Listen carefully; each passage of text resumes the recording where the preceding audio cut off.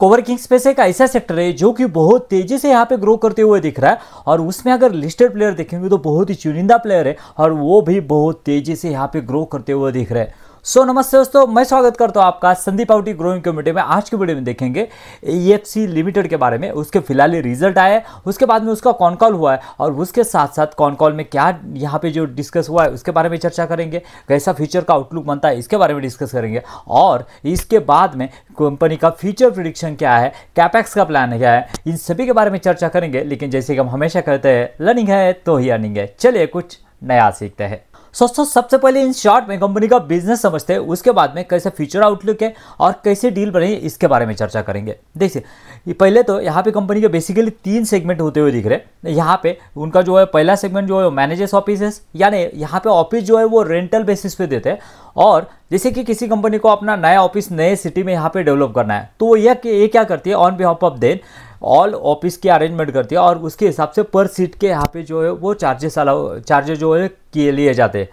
उसके बाद में यह इसके बारे में देखें तो अराउंड 57% का रेवेन्यू यहाँ से आता है।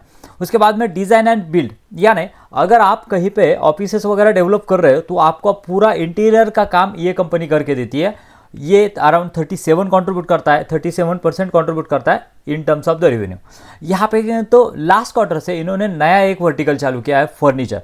बेसिकली आप ये दोनों भी देखेंगे ना, इनका ऑफिस रेंटल पे देना होगा या फिर डिज़ाइन एंड बिल्ड, ये एक दूसरे से कनेक्टेड है। और तीसरा कनेक्टेड किया है उन्होंने फर्नीचर, यानी इसके लिए जो फर्नीचर लगता है ना, इंटीरियर डिजाइनिंग के लिए जो फर्नीचर लगता है ना, वो भी आप ये इन हाउस ही कर रहे हैं। मतलब क्या हुआ दोस्तों, ये दोनों के लिए ये बैकवर्ड इंटीग्रेशन का काम करता है फर्नीचर। बिकॉज ऑफ इसके आपकी कॉस्ट इफिशिएंसी वो अच्छी तरह से बढ़ती है और आपकी जो स्पीड है, यानी आपको अगर डिज़ाइन एंड बिल्ड अगर करना है तो आप अपने हिसाब से और अपने स्पीड से यहाँ पे जो है वो डिलीवरी दे सकते हो और या फिर ऑन टाइम यहाँ पे जो है आपका प्रोजेक्ट कंप्लीट कर सकते हो। ये एक बहुत ही यहाँ पे जो है वो मोड प्रोवाइड करता है कंपनी के लिए।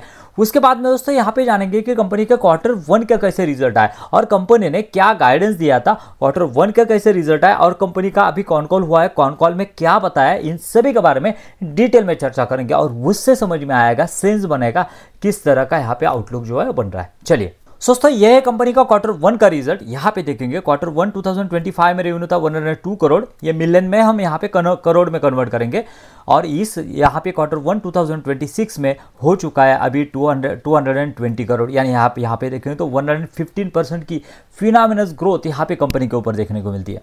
उसके बाद में EBITDA के बारे में देखेंगे तो EBITDA जो यहाँ पे Q1 में जो यहाँ पे 47 करोड़ था वो बढ़ के अभी EBITDA हो चुका है 102 करोड़। EBITDA में देखेंगे तो 120% की फिनोमिनल ग्रोथ हमें होती हुई दिख रही है। उसके बाद में यहाँ पे अगर पैट की बात की जाए तो पैट भी हम यहाँ पे देख सकते हैं किस तरह का यहाँ पे पैट जो है वो बढ़ते हुए दिख रहा है। यहाँ पे देखिए पैट लास्ट ईयर जो था कितना था, जस्ट ओनली यहाँ पे 16 करोड़ का पैट था, वो अभी हो चुका है अराउंड 47 करोड़। यानी आप इन टर्म्स ऑफ यहाँ पे revenue, in terms of EBITDA और इन टर्म्स ऑफ पैट आप यहाँ पे कंटिन्यूसली यहाँ पे अपग्रेड दिखोगे। 115% से जो रेवेन्यू बढ़ा है ना, उससे ज़्यादा तो कंपनी का EBITDA बढ़ा है और उससे भी ज़्यादा कंपनी का पैट बढ़ा है। मतलब क्या है दोस्तों, यहाँ पे कंपनी को ऑपरेटिंग लेवरेज मिलता हुआ दिख रहा है। और क्यों मिलता हुआ दिख रहा है इसके बारे में हम आगे डिटेल में चर्चा करेंगे कि आखिर में कौन से ग्रोथ ट्रिगर है जिसके वजह से यहाँ पे कंपनी का जो EBITDA है और पैट है, ऑपरेटिंग लेवरेज है, वो बढ़ रहा है। कंपनी का जो पहला सेगमेंट है ऑफिस रेंटल, उसमें अगर देखेंगे तो फाइनेंशियल 2025 तक यहाँ पे कंपनी के पास अराउंड 60,000 जो है वो सीट्स है। कंपनी ने टारगेट किया है फाइनेंशियल 2026 तक यहाँ पे अराउंड 25,000 सीट्स जो है वो एडिशन करने वाला है। यानी यहाँ पे देखेंगे तो अराउंड 40% का ग्रोथ यहाँ पे वो एक्सपेक्ट कर रहे हैं। और इस क्वार्टर में यहाँ पे देखेंगे Q1 2025 में 26 में यहाँ पे अराउंड 63 यहाँ पे सीट्स जो है वो हो चुका है 63,389, मतलब अराउंड 3,500 सीट्स यहाँ पे उन्होंने ऐड किया है। और टारगेट कितना है उनका 25,000 का, मतलब अभी उनको अराउंड यहाँ पे 6 to 7,000 सीट्स पर क्वार्टर अभी ऐड करने होंगे। इस तरह से आप देखेंगे तो यहाँ पे जनरली Q1 जो है वो वीक ही रहता है, इस तरह से एडिशन नहीं होता है। पास्ट का भी अगर रिकॉर्ड दिखोगे, लेकिन Q2, 3, 4 उसमें बहुत बड़े एग्जीक्यूशन कंपनी का रहता है। यहाँ पे अगर ऑक्यूपेंसी की बात की जाए, जो उनके ऑपरेटिव सीट्स है उसमें जो है ऑक्यूपेंसी देखेंगे तो 90% की फिनोमिनस ऑक्यूपेंसी जो है वो लेके आती है। यहाँ पे देखेंगे ना तो AWS जो है ऑफिस जो है उनका अगर यहाँ पे ऑक्यूपेंसी देखेंगे तो 72% का ऑक्यूपेंसी, और उसके मुकाबले EFC जो है वो बहुत बेटर कर रहा है, पहली बात। दूसरी बात अगर देखेंगे तो यहाँ पे एवरेज रेंट पर सीट अराउंड 6,500 to 7,000 है। जब उनका पूछा गया कि अगर आप ज़्यादा क्यों नहीं चार्ज करते हैं, तो उनका कहना है कि हम ज़्यादा तो चार्ज करेंगे लेकिन उससे क्या होगा ना, हमारा ऑक्यूपेंसी का रेट जो है वो यहाँ पे गिर जाएगा। तो हम ये कर रहे हैं कि दोनों का बैलेंस मिला के चल रहे हैं, जिससे कि ऑक्यूपेंसी जो है वो बहुत बढ़िया। लास्ट ईयर फाइनेंशियल 2025 में भी इनकी ऑक्यूपेंसी 90% थी। हम उसी तरह से देख रहे हैं और धीरे धीरे हम यहाँ पे प्राइस इंक्रीज भी करेंगे। 7,500 से 8,000 तक भी इसको लेके जाने का हमारा जो है वो यहाँ पे टारगेट है। उसके बाद दूसरा जो सेगमेंट है इनका डिजाइन एंड बिल्ड वाला, उनके पास अगर ऑर्डर बुक अभी देखेंगे तो अराउंड 115 करोड़ का ऑर्डर बुक जो है वो उनके पास है। लास्ट क्वार्टर में जब हमने ट्रैक किया था इसको तो 200 करोड़ का ऑर्डर बुक था, मतलब इसका ऑर्डर बुक कम हुआ है। कम हुआ है मतलब क्या है, उसका एग्जीक्यूशन जो है उस तरह का हुआ है। जो भी 2,200 करोड़ के ऑर्डर थे उसमें से यहाँ पे बहुत ज़्यादा एग्जीक्यूशन हुआ है। तो कंपनी का कहना है कि जैसे कि 7 स्टार होटल का ही उनके पास एक ऑर्डर आया हुआ है, और भी कुछ जो है वो हाई स्पेस वाले ऑर्डर जो है वो हमें यहाँ पे अभी मिलने चालू हुए, और ये जो है ना वो एक हाई मार्जिन वाला यहाँ पे सेगमेंट बनते हुए दिख रहा है। इसके लिए हमें ट्रैक करना होगा कि किस तरह के ऑर्डर बुक यहाँ पे जो है कंपनी कर रही है, सीट एक्सपेंशन किस तरह से हो रहा है, ये सभी जो चीज़ें जो हमें ट्रैक करनी होगी ऑन ट्रैक है या नहीं। इसके लिए चैनल को सब्सक्राइब कीजिए, बिकॉज अब इस कंपनी को मैं कंटिन्यूसली यहाँ पे ट्रैक करने वाला हूँ, जिससे हमें अंदाजा आएगा कि ऑन ट्रैक है या नहीं। चलिए दोस्तों, उनका तीसरा जो सेगमेंट है फर्नीचर एंड बिल्ड वाला, उसमें देखेंगे तो अराउंड 222 करोड़ के अभी ऑर्डर बुक उनके पास है। लास्ट फाइनेंशियल 2025 में देखेंगे तो यहाँ पे अराउंड 35 करोड़ के ऑर्डर बुक थे, मतलब बहुत तेजी से यहाँ पे ऑर्डर बुक जो है वो एग्जीक्यूट कर रहे हैं। लेकिन अभी अगर देखेंगे तो आप 25,000 सीट्स इनको ऐड करने हैं फॉर द FY 26 में। उनके लिए जो फर्नीचर लगने वाला है ना वो सभी फर्नीचर यहाँ से आएगा, मतलब ये बैकवर्ड इंटीग्रेशन कर रहे हैं। और इतना ही नहीं, उसके साथ साथ बाकी के भी ऑर्डर जो है वो कंपनी यहाँ पे लेते हुए दिख रही है, जो कि ओपन मार्केट से, उसके वजह से भी यहाँ पे रेवेन्यू में एडिशन होने वाला है। सेगमेंट वाइज अगर रेवेन्यू देखेंगे तो 56% का रेवेन्यू जो है वो यहाँ पे रेंटल से आता है, लेकिन उसमें अगर पैट का अगर कंट्रीब्यूशन देखेंगे प्रॉफिट बिफोर टैक्स का, तो अराउंड 64% का यहाँ पे जो है वो PBT आता है। मतलब क्या है, इसके मार्जिन ज़्यादा है PBT में, और जिस तरह का एक्सपेंशन है उसका मैक्सिमम जो है वो बल्क जो है चंक जो है वो इसका यहाँ पे रेंटल में है। उसके बाद में यहाँ पे डिज़ाइन एंड बिल्ड में देखेंगे तो 39% का यहाँ पे रेवेन्यू में कंट्रीब्यूशन है, लेकिन यहाँ पे अराउंड 34% का यहाँ पे अगर देखेंगे तो PBT में, मतलब ऑन एन एवरेज सेम ही है। फर्नीचर का देखेंगे तो 6% है, लास्ट क्वार्टर में देखेंगे तो वो 3% था, मतलब ग्रेजुअली जो है वो फर्नीचर का यहाँ पे इंप्रूवमेंट होते हुए दिख रहा है। और उसका अगर PBT देखेंगे तो 2.3 है।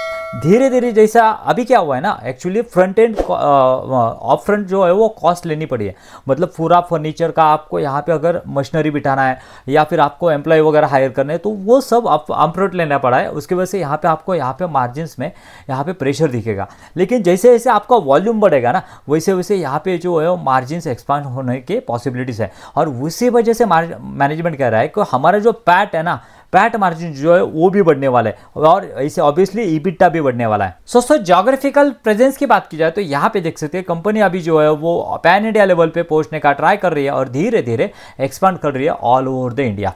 उसके बाद में जैसे कि हमने देखा मैनेज ऑफिसेस, इंटीरियर और डिज़ाइन एंड फर्नीचर, इनके ये ब्रांड होते हुए दिख रहे हैं, जिससे वो कंपनी जो है वो काम कर रही है। और क्लाइंट लिस्ट की बात की जाए ना तो बहुत बड़े बड़े क्लाइंट इनके पास यहाँ पे शुमार होते हुए दिख रहे हैं। Tech Mahindra, TCS, standard charter, Flipkart, Godrej and so on, जो कि यहाँ पे उनका 3 तरह का बिजनेस है, जो कि रेंटल पे भी यहाँ पे जो है वो ऑफिस बाय लेते हैं, उसके साथ साथ डिज़ाइन एंड बिल्ड से भी और फर्नीचर का भी। इन तीनों का मिला के बहुत बड़े नाम इसमें शुमार है। इससे समझ में आता है कि कंपनी की क्वालिटी क्या है। और यहाँ पे देखेंगे तो यहाँ पे सेक्टर भी ही कितना बड़ा टेलविंड है, बिकॉज ऑफ अगर कोई प्लेयर यहाँ पे 115% से यहाँ पे ईयर ऑन ईयर बेसिस पे ग्रो कर रहा है, और उसके साथ साथ उसका जो लीड इंडस्ट्री का लीडर है वो भी अराउंड 40% से ग्रो कर रहा है, तो समझ सकते हैं कितना बड़ा टेलविंड यहाँ पे जो है वो इस इंडस्ट्री में है। दोस्तों, अब बात करेंगे कि किस तरह की डील यहाँ पे बनती है। देखिए FY 2024 में अगर देखेंगे 410 करोड़ के यहाँ पे रेवेन्यू बनाए थे, जो कि यहाँ पे पैट 63 करोड़ का था,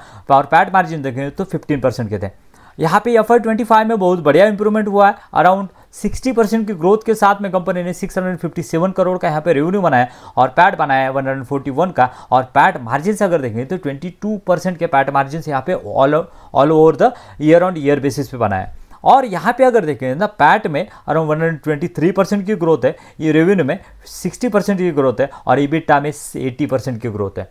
इतना ही नहीं दोस्तों, अगर यहाँ पे हम इसका कंपनी का गाइडेंस देखेंगे तो अभी इस क्वार्टर में अराउंड 115% से ग्रो किया।